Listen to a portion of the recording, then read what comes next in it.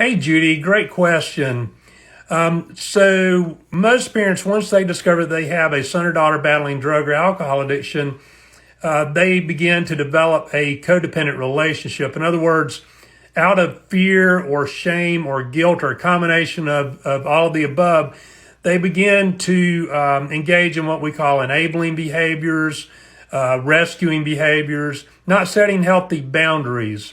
As long as the parent is providing money or other types of assistance, the child who is struggling with drug or alcohol addiction will not be motivated to change.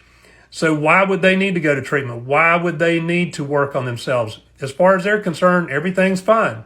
You mentioned relapse, and here's the thing. A lot of times when people who are battling drug or alcohol addiction go to treatment, they have the opportunity to unplug from family a little bit and to disengage from people who've been a bad influence on them.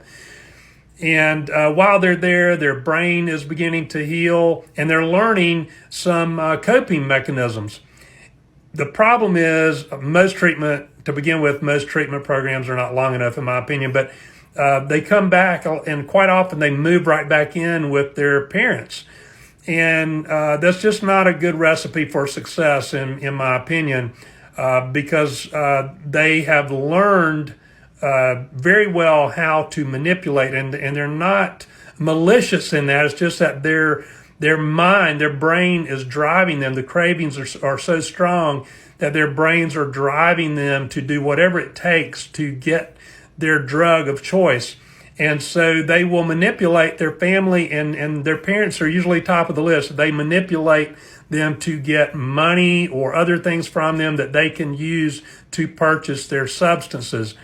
And sometimes it's just offsetting expenses so that then they can use their own money to buy their substances. Quite often, too, parents become very frustrated because their son or daughter is not changing like they think they should. They don't understand addiction, and they think, why can't you just stop using it? You know it's bad for you. So that can set up a situation that places stress on the person who is battling addiction.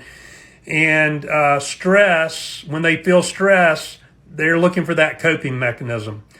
And if they're not strong enough yet, which if they're just coming back out of treatment, they're probably not going to be strong enough. That's where the recipe is for relapse.